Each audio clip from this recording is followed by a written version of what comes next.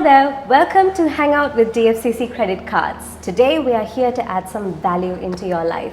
So, on Hangout with DFCC Credit Cards, we hang out with a personality from a different industry. So, the industry we're talking about today is the fitness industry. So, my guest today, she is a fitness influencer, she's a social media influencer, she's a fitness personality, she's a fitness consultant, and she's an ISSA certified transformation specialist. You might have seen transformation pictures on Instagram from the before and then a few weeks after, what the transformation looks like.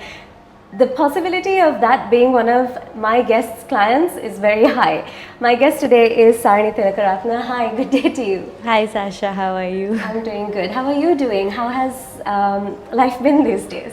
It's been good. It's been busy, but like good busy. Everything's picking up again and everyone's very positive. Yeah. So it's going great. It's going great. That's really good to hear, because I think today I want to focus a little bit about how you think the fitness industry has changed with COVID, with the lockdowns, and sort of get your idea of how you see things moving forward as well. So I think to start with, I'd like to know how you personally handled the lockdown. What was that like for you? Did you work out? Okay. So in the beginning, the first week was very tough. I was finding it the first 2 weeks. Since I'm an extrovert, I don't like home workouts. I end up never doing home workouts, and I always want to get dressed, get out of the house, and I want to go for gym. I want to wear my nice gym clothes and my gym shoes, meet my friends, and I really want to have a good workout at gym. So adjusting to that out of the house lifestyle was very difficult. I'm sure it was difficult for me and a lot of other people.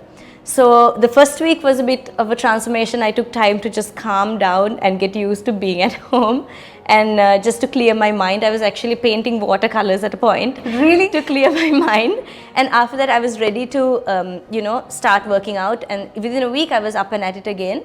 So after that, what I did was, I have a lot of equipment at home. As in, I have dumbbells, a Swiss ball, a mat, a little resistant band. So although I couldn't do a muscle building workout per se, I was able to do a maintenance workout, maintain the muscle and burning a little bit of fat like that. Right. So would you say you worked out frequently, or was it sort of, did you go through phases during that time? It was a phase. It was very difficult. I was like, okay, I'll do it in the morning, okay, I'll do it in the afternoon, okay, I'll do it in the evening. So basically, from the beginning of the lockdown to about the first 2 weeks, I was absolutely unproductive.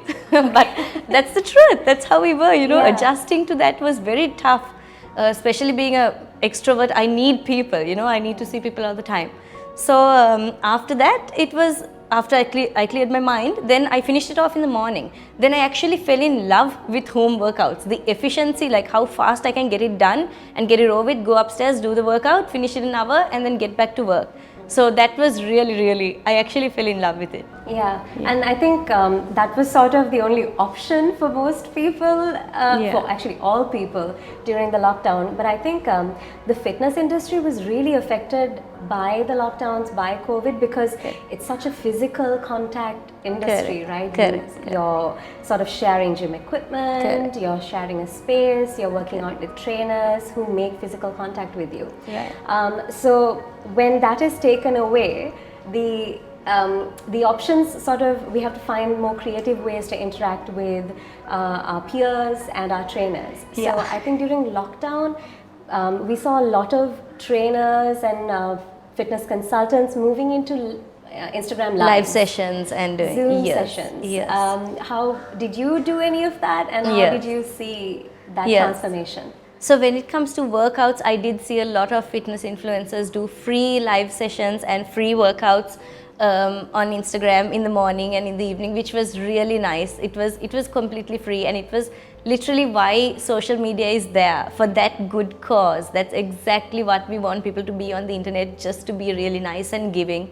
And anybody who was at home, who didn't know what to do, who didn't know what kind of exercises for their body type, what kind of thing they should follow, or somebody who just was so demotivated could have seen everybody doing it, so they would have wanted to join as well. So what I did was, I didn't do the workouts on live. I did with a few other brands and with a few other interviews. I did some live sessions where we discuss what our ongoing problems are. I also did with Hema's Wellness, what we discussed, what problems we are going through during the lockdown, what we are going through mentally. Because if we don't clear out our mind, it's very difficult to set any goal, whether it's a work goal, whether it's a fitness goal. If our mind has clutter and it's not clean, it's very difficult to start. Starting is easy, but following through is very difficult. So we discussed upon that, and I gave a discount also for my online training. So I was under the impression that a lot of people were working out, and that way I was able to do my part with getting our girls to work out a little bit more at home, especially for fat loss. Yeah, absolutely. You mentioned that you were under the impression that a lot of people were working out, but that we'll get to that. We'll get to that. We will get to that. We're going to talk to Sarini about how she saw her clients and her peers working out during the lockdown period and how she sees the current state of affairs in the fitness industry. We'll get to that, but right now we're going to take a short break.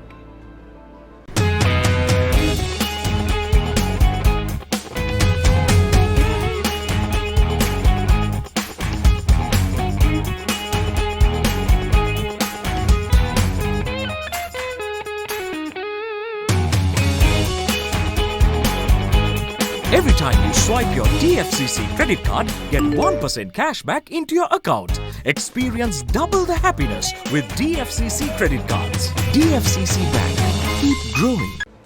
Welcome back to Hangout with DFCC Credit Cards. My guest today is fitness personality Sarini Tilekaratne, and we're talking about the fitness industry post-COVID right now. So now that our lockdowns have sort of loosened up and we're now trying to get back to a routine of things, how do you see the fitness industry getting back to the state of things, as in the current state of affairs with, because like I said before, such a physical thing, the fitness industry, so we have a lot of social distancing regulations to follow, lots of things to do before and after a workout. Do you see that sort of interfering with workouts? How do you see that happening now?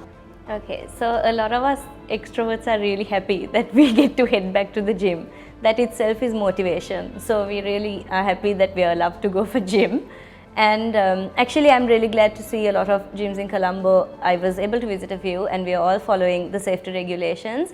There's, when you enter the gym, there's a mat with a disinfectant on it. You need to step on that mat and you need to walk in, and they also check your temperature at the entrance of the gym. So if you are having a high temperature, they are not going to let you in. Apart from that, you have to pre-call and pre-book. You have to inform the gym that you're coming at this time, and only a limited amount of people are allowed at the gym at that time.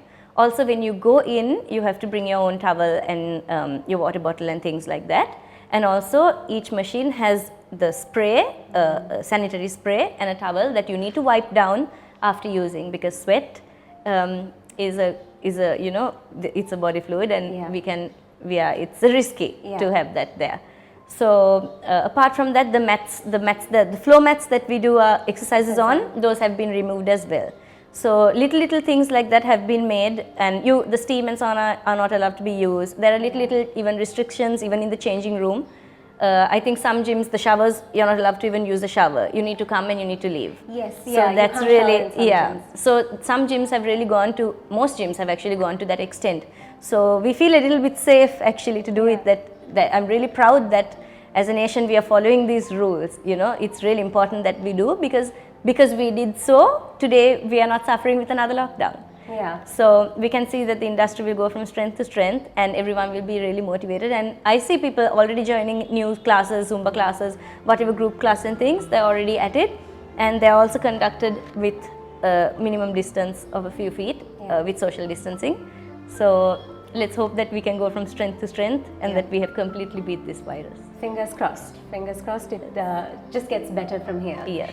That's actually going to be my next question, which is, like you said, you do see people coming back into the gyms, you do see people getting back into fitness now after the lockdown. Do you feel like people have not sort of let that take a sidetrack?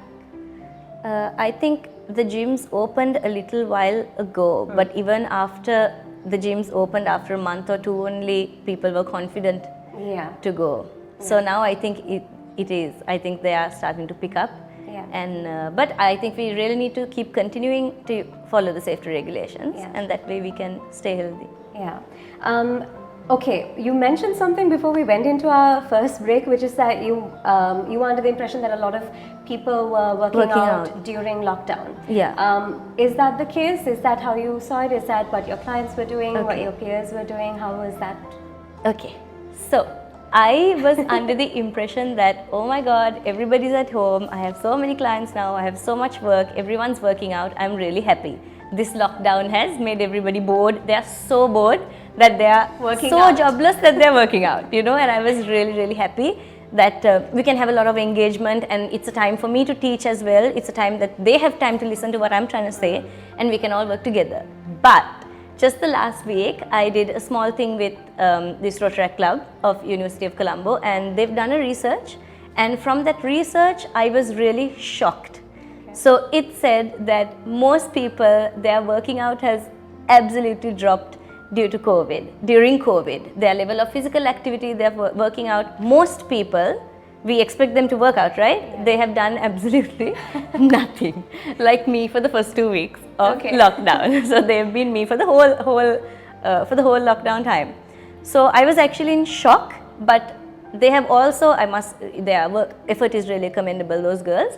They've also gone to the extent of finding out why. Okay. So the main reason, the highest bar, was because of lack of motivation. So what I always tell my clients is that motivation is an emotion. Like some days we wake up in the morning happy, some days we wake up in the morning and we are so sad we don't want to get out of bed. Just like that, motivation is an emotion, and we cannot depend on emotions to be consistent and to go ahead with our daily lives. Yeah. So if we practice that discipline, the discipline of waking up in the morning and brushing your teeth. Like, do you ever say, I'm lazy today, I don't want to brush my teeth? It's just something you have to do. It's something you have to do. It's a part of your routine. Have breakfast and leave the house. So if you just incorporate that, nothing extreme, no crazy diets, just the way you're eating, fix your portions, and just the way you go to work, you come back, just like that. There's 168 hours in a week. If you can allocate minimum 3 hours for a workout, I think you're good. So when you put that into perspective, I think you're like, oh my God, I actually do have time. Yeah. So it's the little things and the small changes. So if we start from there and keep the discipline, that way we can stick to a routine and be consistent and see results at the end and see long-term results. So motivation is an emotion. It's discipline that will get you results and consistent results. Wow, I mean, I feel like I've just received fitness advice that I need to use in my life as well. We're going to take a short break, and after that we'll talk to you about the future of the fitness industry together with Sarini. Yeah. A bank should be for everyone. Children, elders, youngsters, those looking for jobs, those with jobs, those in business, for you, for me, for all of us. From savings to current accounts, fixed deposits, credit cards, leasing, housing loans, DFCC Bank offers you a range of banking products.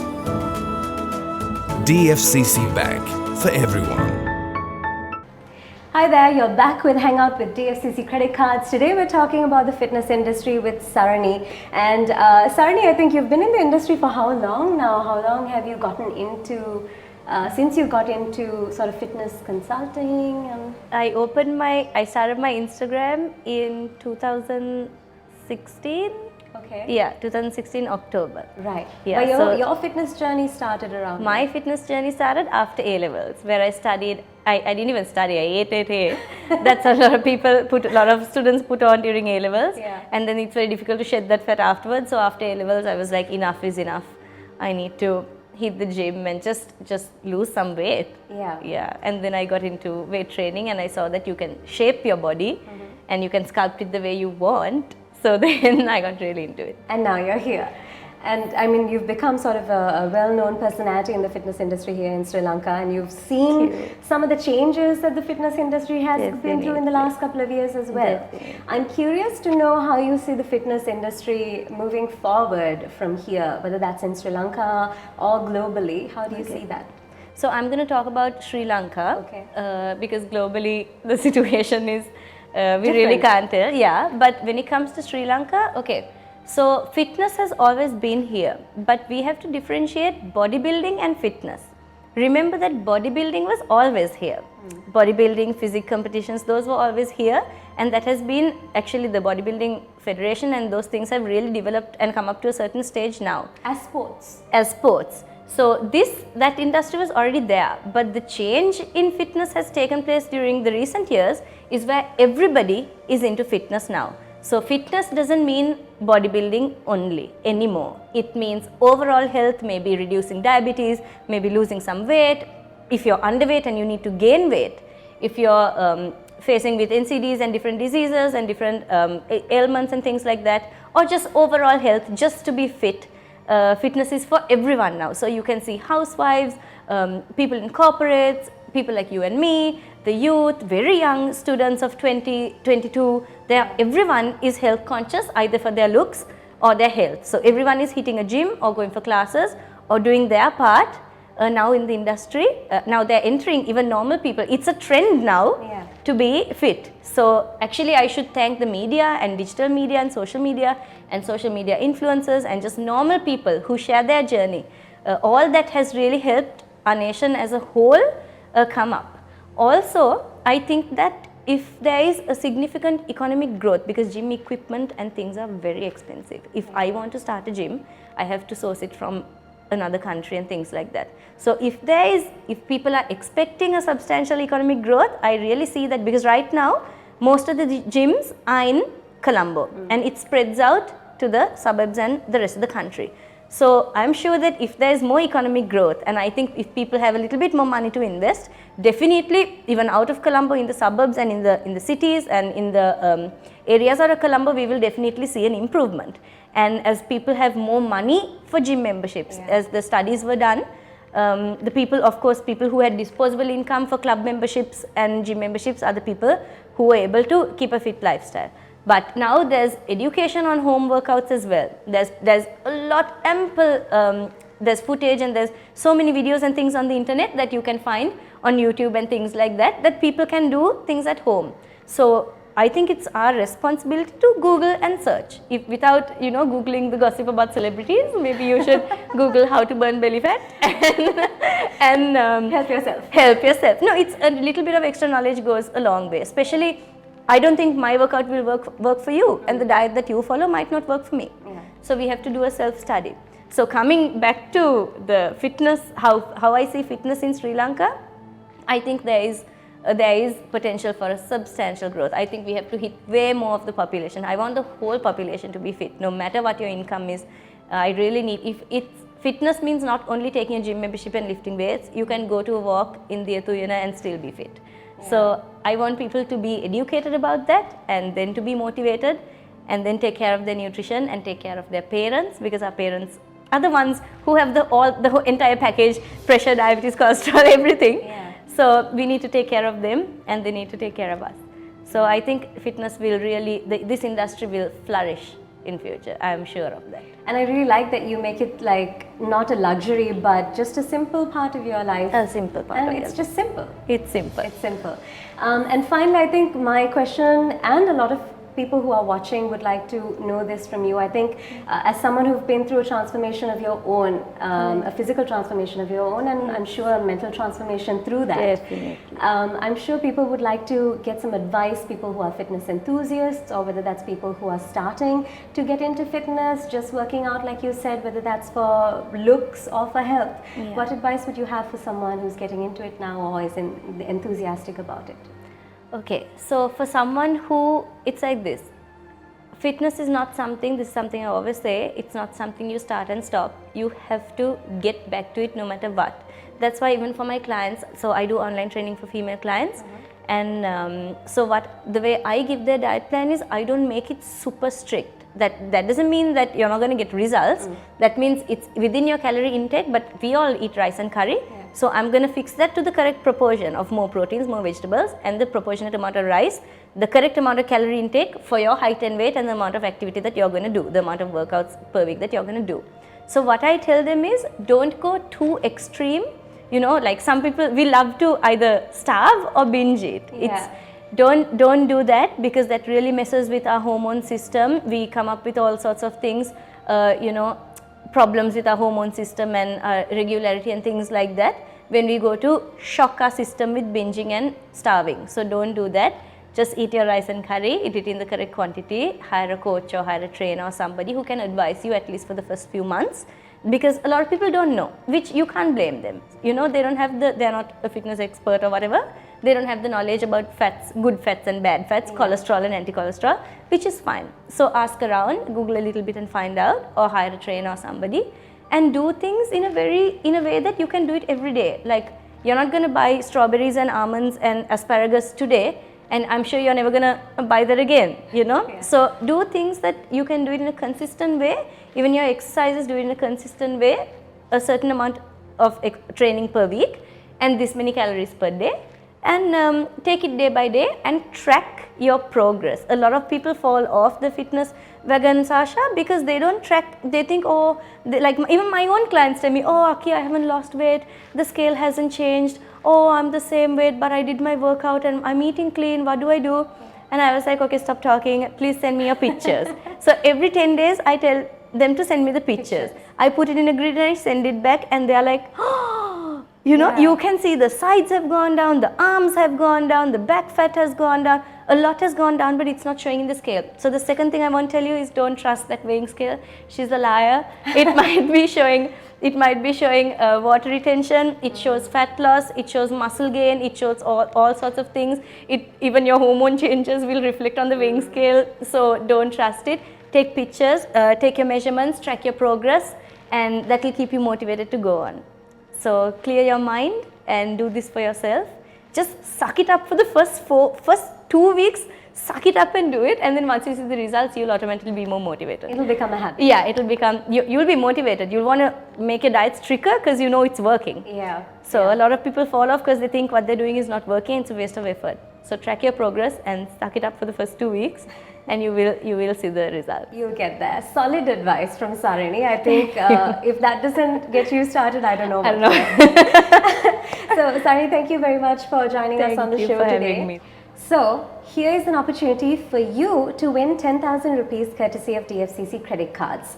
I will ask you a question, and if you can answer this question, we will be picking 3 lucky winners to give away 10,000 rupees cash courtesy of DFCC Credit Cards.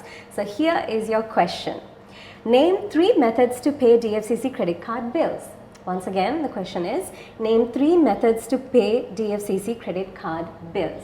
If you know the answer to this question, inbox the answer to the DFCC Facebook page together with your name, your contact details and your NIC number, and who knows, you might be walking away with 10,000 rupees cash courtesy of DFCC Credit Cards. So good luck. I will see you next time with yet another personality from a different industry to talk to you about their lifestyle, what hopefully motivates them, and to give you some advice into incorporating their methods into your life as well. So we'll see you next time. Thank you very much, Sarini. Thank you Pleasure for having me, talking to you. Sasha. Thank you for having me.